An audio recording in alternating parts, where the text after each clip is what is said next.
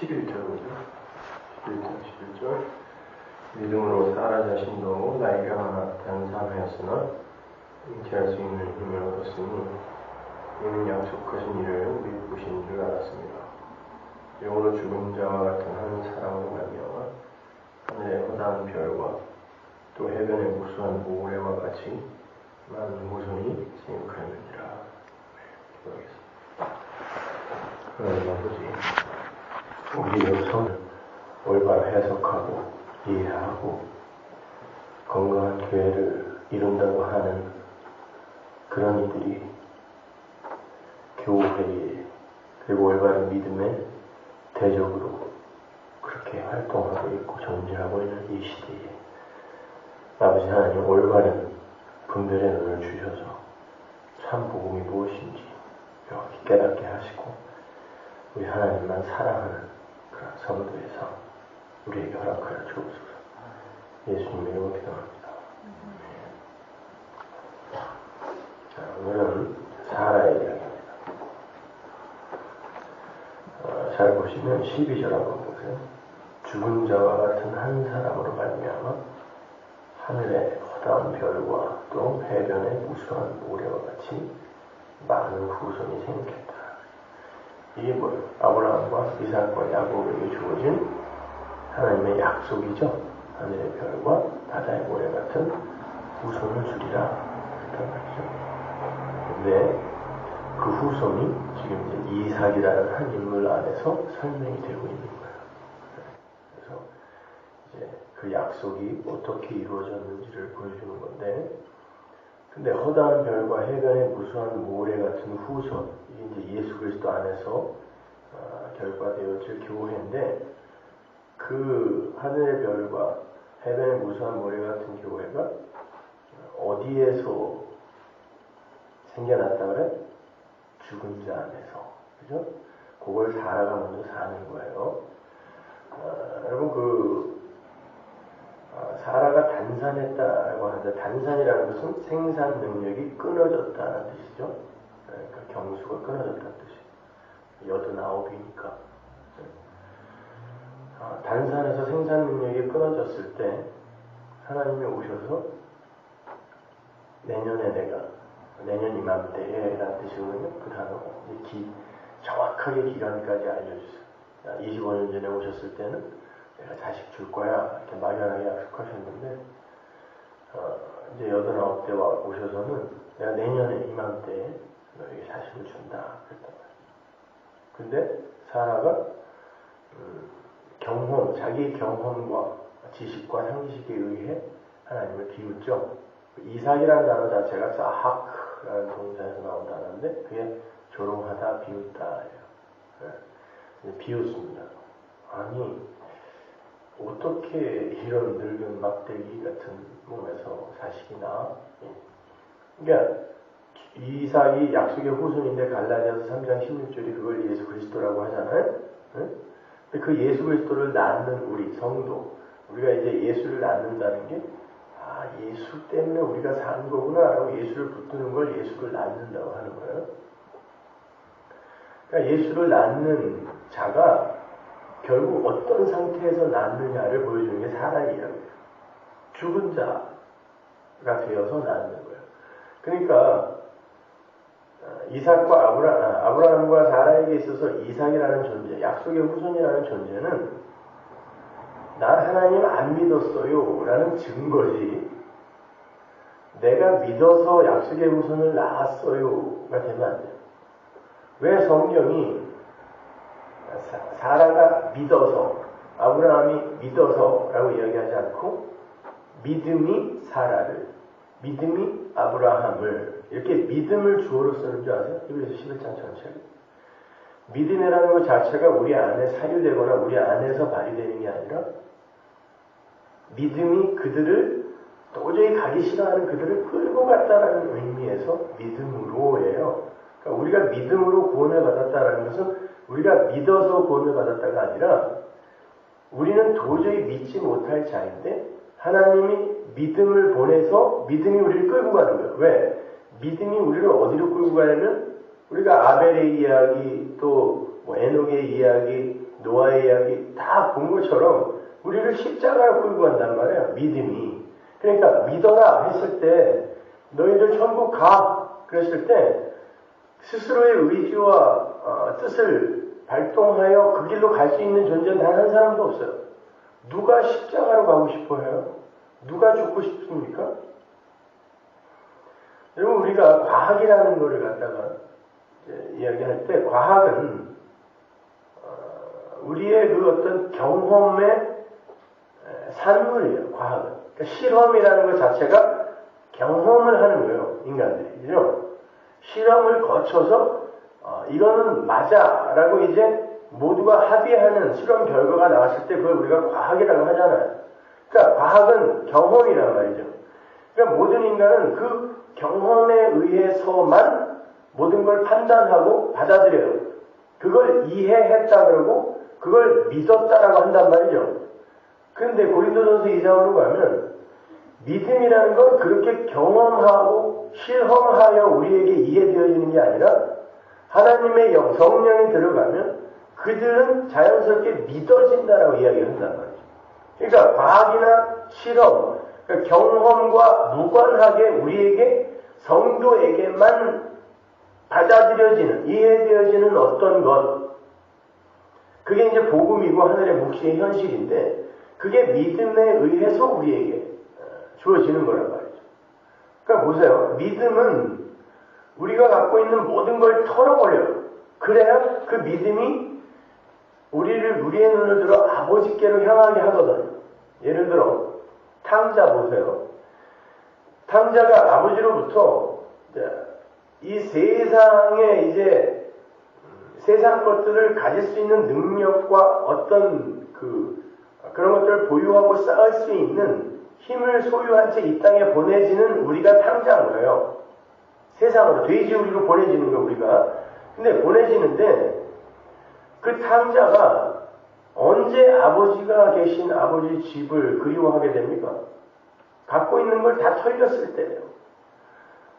인간이라는 존재는 0.00001%의 가능성만 자기에게 있어도 무언가가 성취되었을 때 0.00001%의 내 것이 그걸 이루었다라고 우기는 게 인간.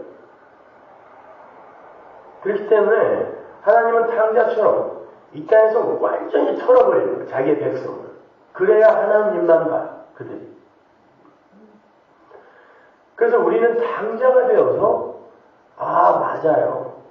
하나님이 나에게 하나님 나라 허락하신다 그러고 나에게 하나님 나라 자녀가 되게 해주신다 했을 때 그게 후손을 낳는 거죠.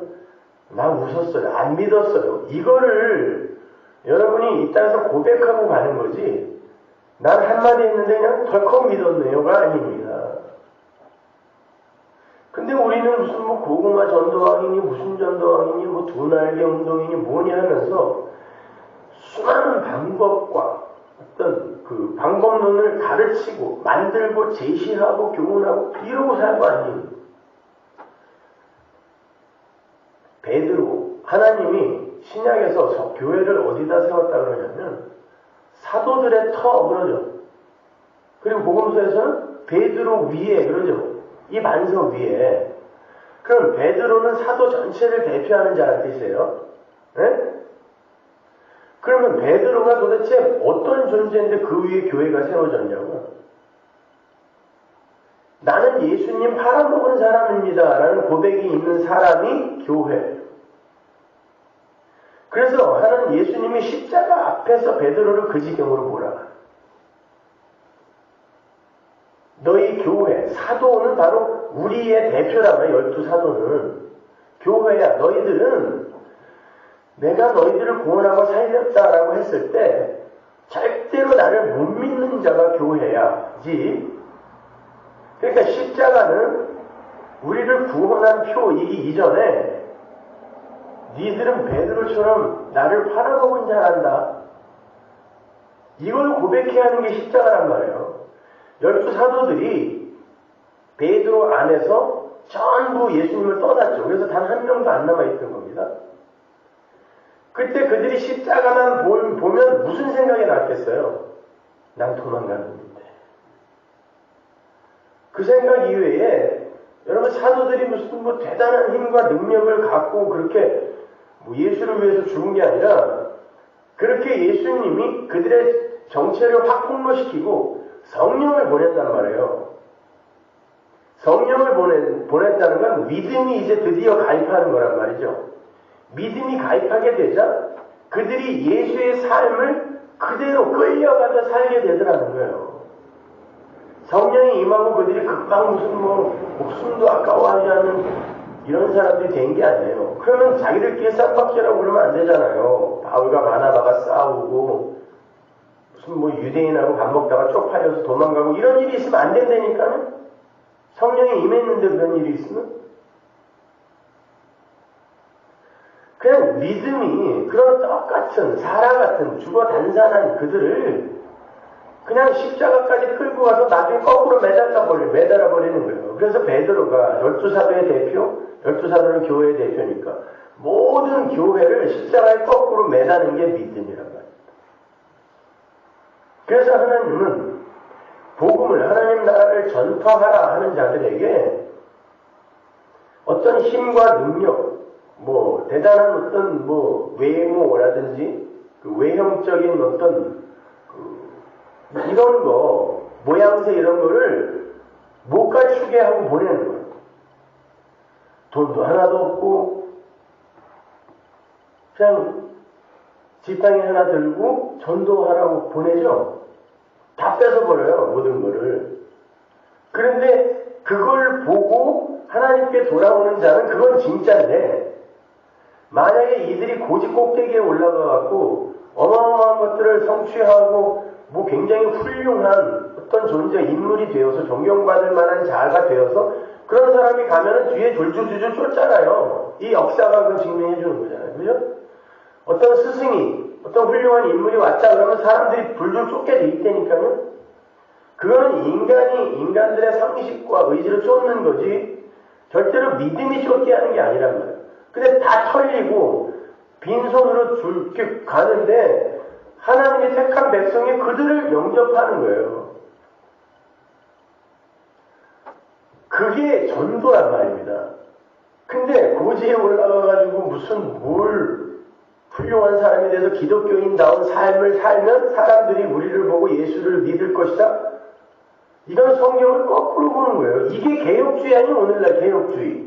그렇게 살면 사람들이 기독교를 훌륭한 종교로 볼 것이고 예수 믿는 사람은 저렇게 되는구나 해서 예수를 믿게 될 거라고 그러잖아요. 그러면 그건 믿음이 하는 일이 아니라 인간들의 상식과 경험으로 쫓아오는 게 되는 거란 말입니다.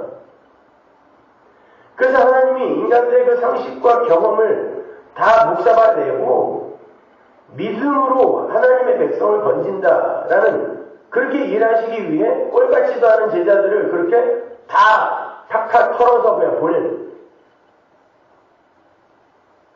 근데 하나님의 백성은 그걸 보고 쫓아오더라는 거예요. 그러니까 그 어떤 눈에 보이는 증거, 뭐 현란한 수사법 이런 것들을 동원해서 설교하고 무슨 뭐 전도를 해서 사람들을 모으고 이건 다 사기예요. 그러니까 오늘날 보세요. 기독교가 도대체 어떻게 돌아가고 있는지. 그러니까 예수님과 하나님의 능력과 그분의 경륜은 싹 빠져버리고 인간들이 행하는 쓰레기 같은 것들만 그냥 교회 안에 꽉 차요. 아닙니다. 여러분 우리는 그냥 그렇게 사라처럼 저는 죽은 자 맞았고요. 그리고 단수되어서 도저히 생산할 수 없는 자였고요. 그 상태에서 하나님 비웃었던 사람입니다. 고가 예수를 낳는 사람. 그렇게 되면 예수를 낳는 게 아니라 예수를 낳는 약속의 후손을 낳는 그 이는 그 자리로 간다는 뜻이에요. 근데 점점 자신들의 어떤 자존심을 쌓으려고 하고 이 세상에서의 그 천국 백성으로서의 스펙을 쌓는 걸 기독교라고 생각합니다. 그래서 그냥 어떻게 해서든지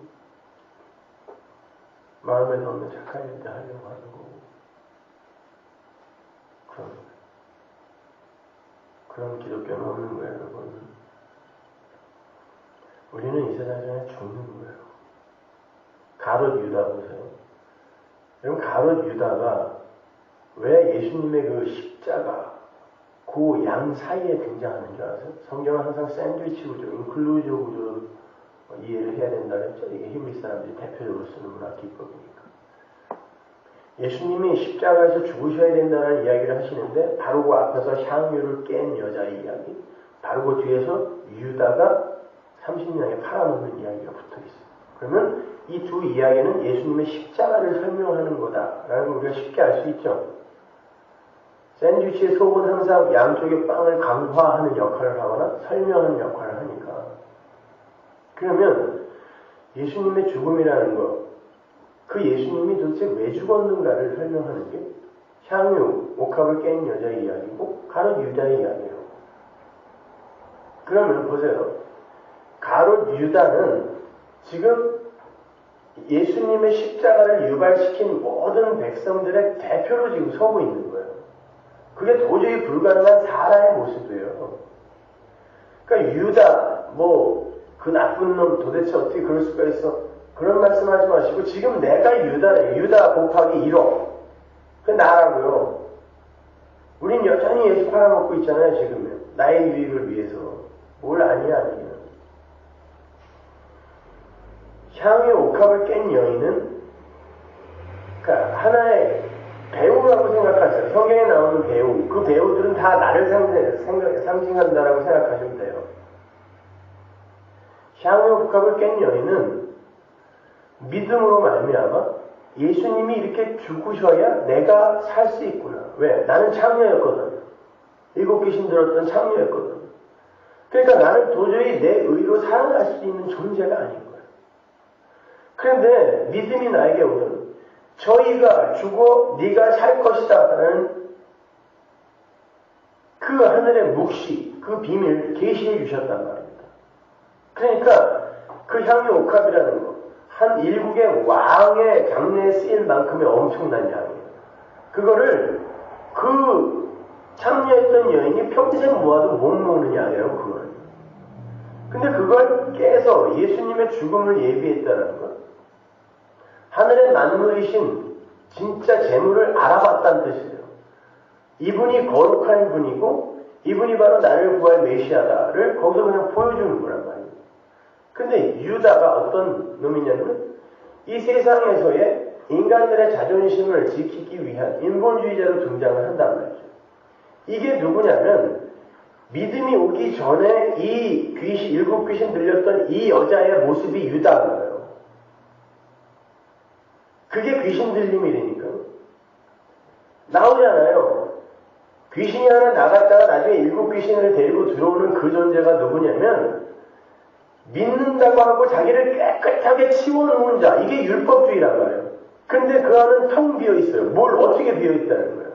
성령이 믿음이 들어와서 한 게 아니라 자기가 자기의 의의를 쌓기 위해 깨끗하게 하고자 했던 이런 자들을 이야기하고 이게 유다란 말이에요.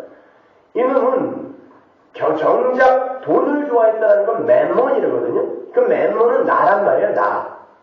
그냥 눈에 보이는 이 돈, 들고 다닐 수 있는 돈, 재화의 총화 이게 아니라 결국은 자기를 위해서 예수를 쫓았던 그 놈이 근사하게 겉으로는 남을 구제해야지라고 이야기하고 앉아있는 거예요. 이게 율법, 이게 인본주의라니까요. 요게 7 귀신 들리는 거예요. 요게 그 여자라니까요. 근데 그 여자에게 믿음이 들어가 예수가 그 여자 대신 죽고 이 여자가 살아나는 거예요. 인간적인 세계관이나 가시관으로 봤을 때 도저히 살아나면 안 되는 여자. 그 여자가 살아나게 되는 게 십자가다. 그리고선 유다 이야기가 나오는데 그러면은 그 유다는 어떤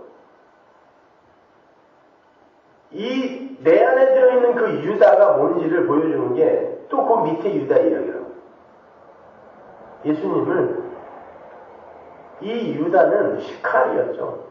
그러니까 열심당원이었어요. 조국의 독립을 위해서 애썼죠. 조국의 독립이라는 건 이 땅에서 메시아의 나라를 회복시켜주세요가 열심당이에요. 그러니까 로마로부터 압제당하는 그 나라에서 하나님 나라를 소망해야 되는데 여기에서 해방되어 내가 여기에서 주인공이 되는 그 나라를 회복시키겠다가 민속 메시아 사상이고 이게 시카리들 열심 당원들의 모습이었단 말입니다. 그러니까 그 바라바 같은 그 존재, 예수님과 바꿔버린 존재가 이게 열심 당원이었잖아요. 이 바라바가. 에? 아버지의 아들이라는 뜻이에요. 바라바 이름 자체가. 아버지의 아들인 척하는 여자가 하나님의 아들에 의해 살아나는 거예요. 죽어야 할 놈이 이놈이었는데 예수님이 누구 살려줄까? 그랬더니 바라바 살려달라 그랬잖아요. 그러니까 예수님이 죽어야 할 놈이 살아나는 게 구원이란 말입니다. 근데 그게 누구였냐면 유다였단 말이에요. 내 안에 있는 유다를 보셔야지 여러분이. 유다는 그 나쁜 놈이 이렇게 생각하시면 안 돼요. 나는 언제든지 나의 유익을 위해 예수를 팔아요. 그래 놓고는 또 스스로 자기의 꼬라지를 보고선 이러고는 도저히 하나님 얼굴 못 본다.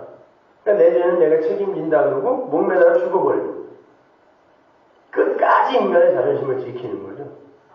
여러분 사람들이 왜 자살합니까? 끝까지 나의 자존심을 지키기 위함.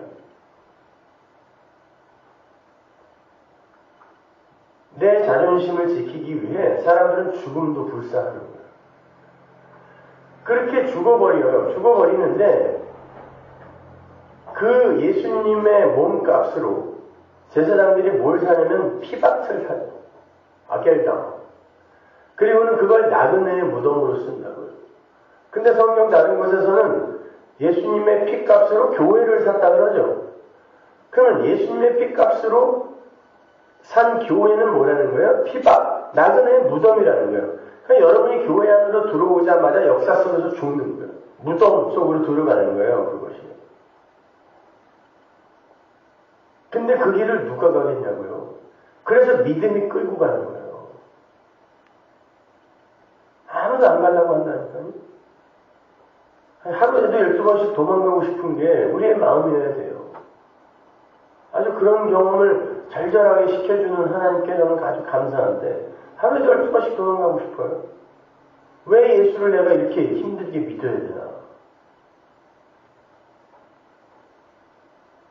근데 여러분이 그거는 동일하게 같이 겪으셔야 됩니다.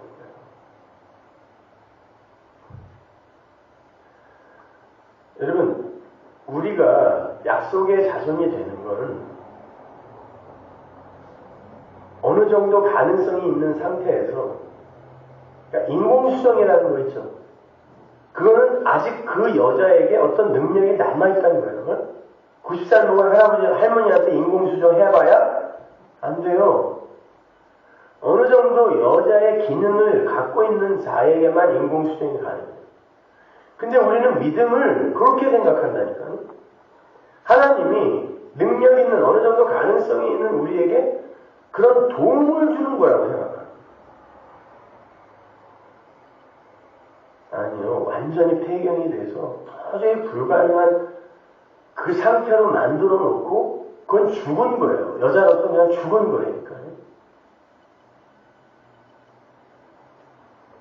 하나님이 그런 걸 우리 경험하게 해주기 위해 여자가 폐경이 되면 호르몬 이 분비가 정상적이지 않아서 점점 남성화돼요. 여성 호르몬이 이제 안 나오면 그러니까 나중에는 여자가 할머니들이 남성화되고 남자들은 또 비슷한 시기부터 남성 호르몬이 안 나오고 여성 호르몬이 또 나오기 시작해서 여성화돼갖고 나중에는 할아버지들이 할머니 뒤만 쫓아다녀요. 그러니까 여자들도 폐경기가 되면은 여성 호르몬을 자꾸 먹여야 돼. 남성화 되면은 골치 아프고 자꾸 없애주고 극악스러워진다. 자꾸 먹여줘야 돼. 이런 이 상태, 이게 죽은 거예요, 그냥. 남자의 그 역할을 못하게 되고 여자가 여자의 역할을 못하게 되는 이 상태에서 후손이 나온다는 건 불가능이 되니까요. 그런데 그 상태에서 어떻게 내 안에서 하나님의 자녀라는 그런 내 존재, 내 신분이 도출이 될 수 있는가라는 이 자각도 없이 어떻게 하나님 나라에 가서 그 하나님을 찬송하고 그 하나님께 감사하며 어떻게 그분을 사랑하겠냐고요. 그러니까 하나님을 사랑하지도 않고 그 나라를 그리워하지도 않으며 그분께 감사하지도 않은 자들이 다 예수 믿고 있다라고 이야기를 하니까 내가 아주 속이 터지는 거예요, 이게요. 특히 건강한 교회, 무슨 성경을 잘 가르치는 교회, 이런 교회일수록 그게 더 심해요, 보니까. 성경을 잘 가르치면 그걸 갖고 예수를 사랑하는 게 아니라 그 성경 지식마저도 자기를 자랑하는 데 써버려요, 인간들. 그러니까 성경을 많이 아는 이들일수록 어떻게 보면은 더 하나님을 덜 사랑해요. 그걸 많이 아는 자기를 사랑해요.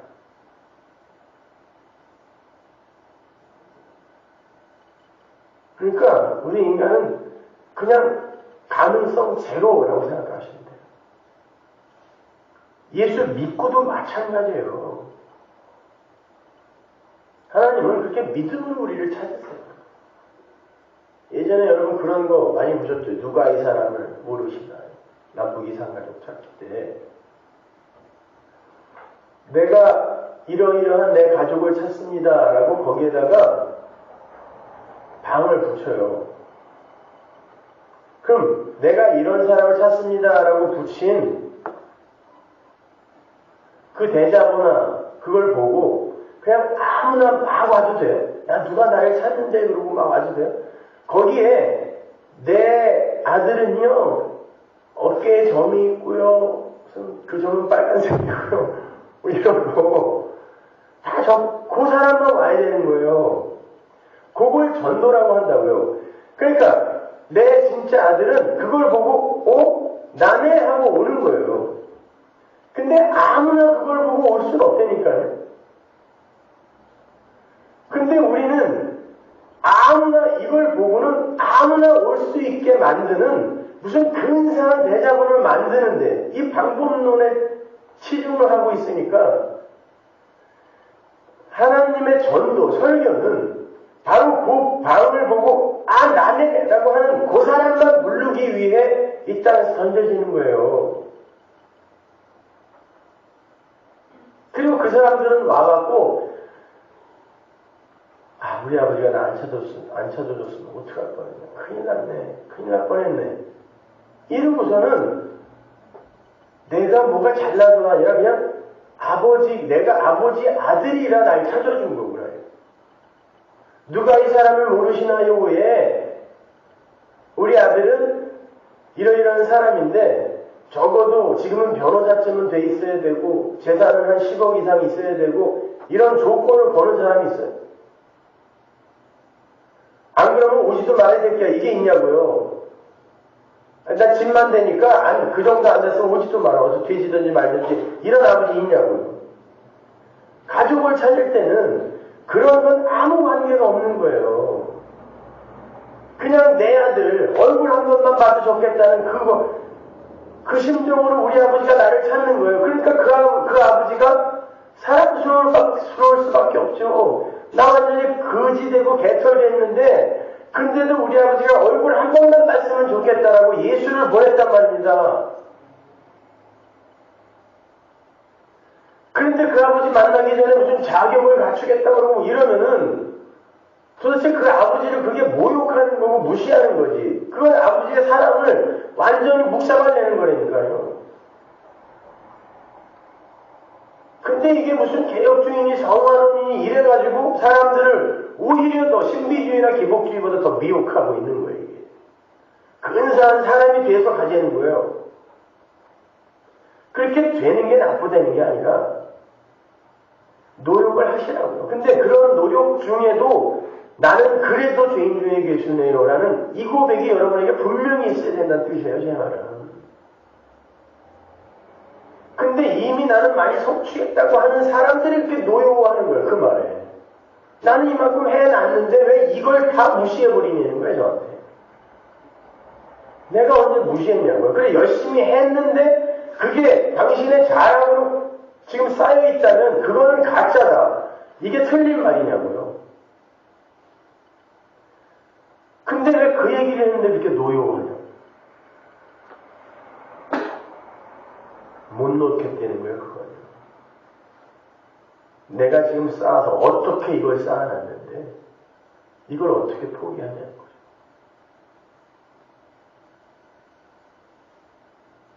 그러니까 인간들은 자기들의 그 존재성이나 자존심 같은 거를 조금만 건드리면 어떤 상황과 환경이 되면 반드시 그 사람을 죽여요. 그게 악이에요. 인간들의 정말 더럽고 추악한 악이 그거라니까요. 다른 게 아니라고요. 무슨 살인마 김대두와 내가 같은 천국에 있다면 나는 그 천국에 안 가겠다는 등 내가 그 살인마보다 조금 낫냐고요. TV에 나오는 그 수많은 그 악독한 범죄자들 그 이름이 다 내 이름이란 말입니다. 우리도 그냥 보이지 않는 안개로 싹 덮어주면 그리고 안 들킬 확신만 있다면 그 사람들과 더 더럽고 추악하고 잔인하게 변할 수 있는 존재란 말이에요. 근데 그냥 하나님의 은혜가 덮어주고 있는 것일 뿐입니다. 아니 도대체 어떻게 신문 보니까 무슨 아동 포르노인가 뭐 이걸 다운로드 받았는데 무기징역을 선고받았더라고요. 아니 그러면 이 세상에 지금 무기징역에 처해질 인간들은 색수 없이 많다는 거예요. 그죠? 인간들이 만들어 놓은 사회법, 도덕, 윤리 이런 걸로 한번 그게 죄라면 진짜 성경이 말하는 죄라면 한번 따져보자고요. 우리는 무기징역 정도입니까? 아니 언제든지 하나님이 죽여도 삽으로 머리 찍어도 아무 할 말 없는 뱀들이잖아요.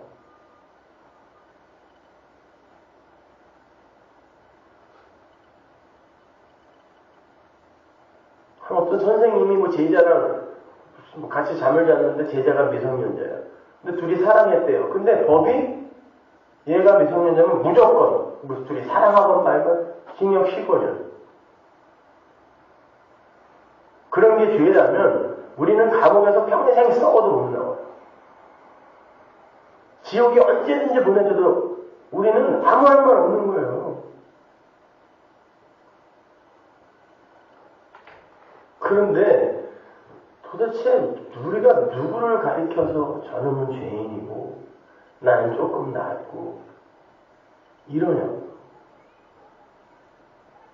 우리는 믿음으로 천국 가는 거잖아요. 네?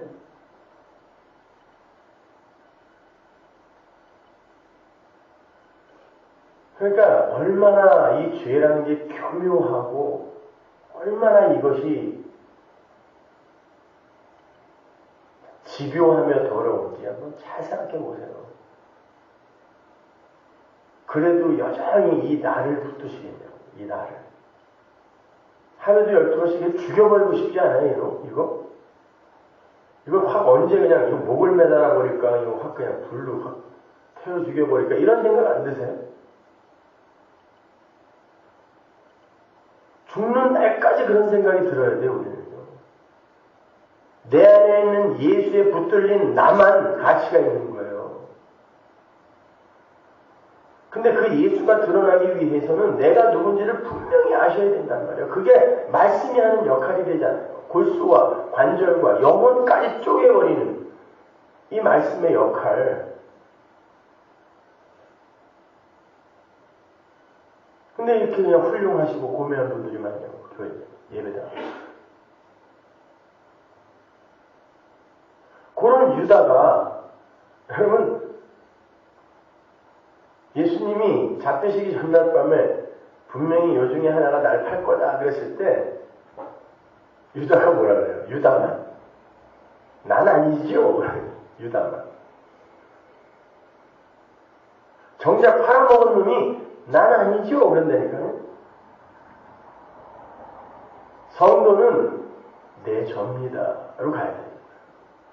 십자가를 볼 때마다, 예수를 볼 때마다 접니다. 제가 예수 팔았습니다. 제가 예수 십자가에 못 박은 건 맞습니다. 그래서 예수님이 이렇게 사랑스러울 수밖에 없어요. 저는 예수님 아니면 살 수가 없는 자였으니까요. 유다, 난 아니죠? 이제 설교 제목을 한번 써보아요. 난 아니죠. 근데 건강한 교회에 앉아있는 사람들의 90% 이상이 전부 난 아니죠. 이런 말이에요.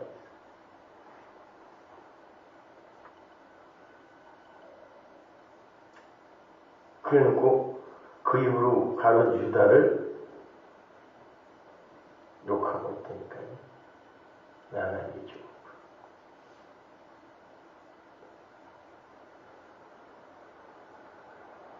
여러분, 우리는 죽는 날까지 내가 얼마나 불가능하고 추악한 존재인지를 아주 뼛속까지 쪼개서 하나님이 우리에게 깨닫게 해주시고 우리는 그거 배우고 가는 거예요. 세상은 절대로 자기가 좋아하지 않는 건 받아들이지 않아요.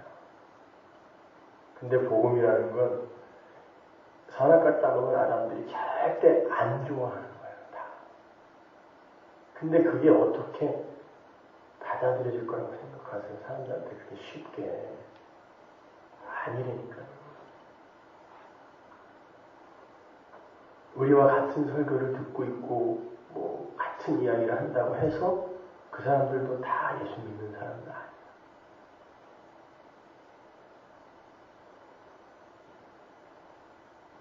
우리 그 교회 웹사이트 설교를 듣는 사람이 요즘 6,000명, 7,000명 되죠? 그 서버가 4대로 나눠져 있다니까 그 곱하기 4 하면 우리 교회 일주일 설교를 듣는 사람이 3만 명 정도 되는 거예요. 그냥 매주 설교가 올라오면 기다렸다 클릭하는 사람이 전 세계에. 거기다가 CD 구워서 자기들이 나눠주고. 그 장집사님 얘기 들어보니까 야후나 다음 같은 포털 사이트 조회수하고 비슷하대요. 그래서 그들이 다 우리 식구입니까? 여러분 그렇게 생각하세요?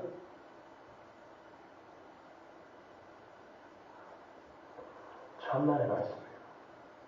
그 중에 뱀들이 더 많아요. 신기하고 또 뭐 남들 앞에 가서 자랑할 거 없나 해갖고 호기심에 들어오는 사람들이 더 많아요. 그리고 그게 계속해서 비수로 가슴에 꽂히고 어느 날 자기의 비위를 거스르면 금방 대적으로 돌변하는 사람들이 대부분이라니까. 우리 교회도 보세요. 말씀을 누구보다도 열심히 공부했다고 하는 사람들이 다 그런 얘기죠. 이 세상에서는 우리가 의지할 존재는 예수밖에 없다는 걸 분명히 알고 가야 돼요. 그거 말고는 없어요. 예수님만 의지하시고 예수님만 바라보시라. 그래서 예수 믿지는데 왜 이렇게 시비 거는 놈들이 말이야. 예수 믿지는데. 여러분 한번 아니 진지하게 좀 이렇게 보세요. 세계의 교회를 한번 보시라. 미국에, 한국에, 그러니까 설교들을 많이 들어보세요. 우리 교회 설교 많게 듣지 말고 한번 많이 들어보세요. 미국에서 가장 모범적인 설교를 한다고 지금 하는 사람들이 팀 켈러나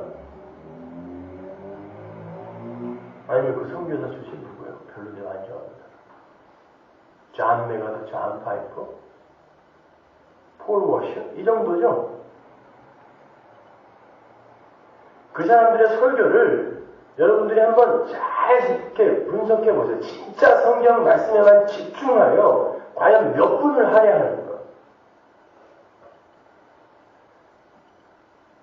과연 몇 분을 성경 말씀을 풀어주는데 해석해 할애를 하는가? 이게 지금 세계에서 최고 그나마 마지막 남은 성경을 가르치는 교사들의 모습이잖아요. 이것이.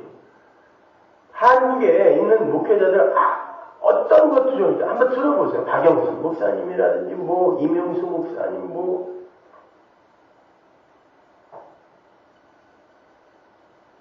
그런 분들 옛날에 한국에 그 제임스 보이스나 로이드 존스 책이 안 들어갔을 때 이명수나 아니면 충현교회 그 목사님 누구예요? 굉장히 유명한 분들. 이분들 여러분 요한복음 강의 옛날에 제가 할 때 그분들의 요한복음 강의를 제가 사서 훌륭한 분들이니까 읽었는데 제임스 보이스 목사님의 설교집을 딱 이제는 한글로 번역돼서 나왔으니까 세상에 제목하고 그러니까 이게 나올지 모르는 거죠. 한국에 번역돼서 나올지 모르고 유학 갔다 온 분들이 웨스트민스터에서 바로 그 옆에 필라델피아 제10 장로교에 있었으니까 지금 책 나왔을 때 한번 가서 보세요. 제목까지 똑같아요. 요한복음 강의 같은 거 그냥 번역해서 내는 거예요.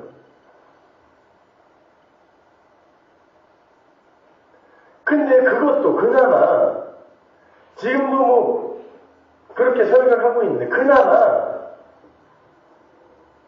지금 그분들 30분씩 설교를 하는데 그 30분 안에 지 얘기 말고 농담 짓거리 하는 거 말고 성경을 이야기하는 게 몇 분이 할애되어 있는지 보시라고. 그건 이 시대가 하나님의 말씀을 버렸다는 얘기예요. 자기가 읽은 책 얘기, 거기에서 나오는 도덕과 윤리적인 교훈 이야기 이걸 다 빼고 성경 말씀을 풀어주는 게 몇 분이 할애되어 있는지 보시오. 근데 도대체 누가 죄를 알며 누가 구원을 알며 누가 하나님을 사랑해요?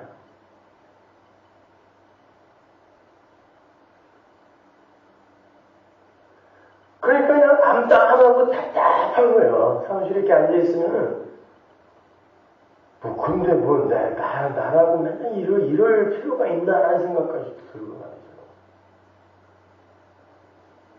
아니 어떻게 십자가와 은혜의 복음을 이야기하는데 다들 그렇게 인기를 끌며 큰 교회들을 하고 있냐고. 나는 그게 이해가 안 가요.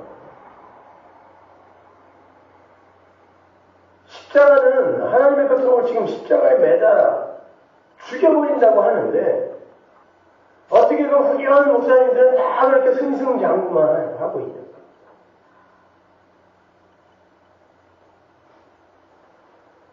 그나마 신비주의, 귀국주의를 비판한다 그래서 이거는 옳은 거다 이렇게 생각하지 마시라는 거예요.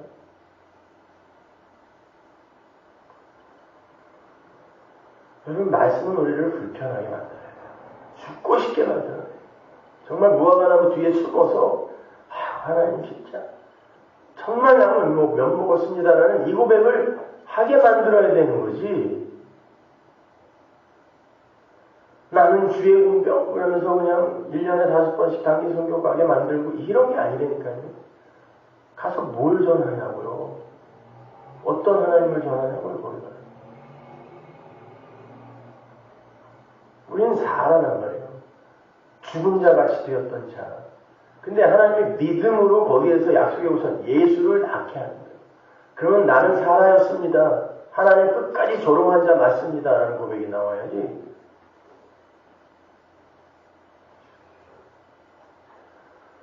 여러분 분명히 성화라는 건 있어요.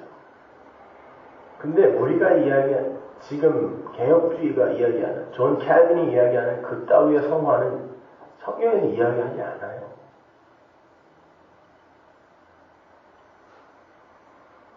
성화라는 건 하나님과 내가 연합이 되는 그 상태가 성화의 종결지점이에요.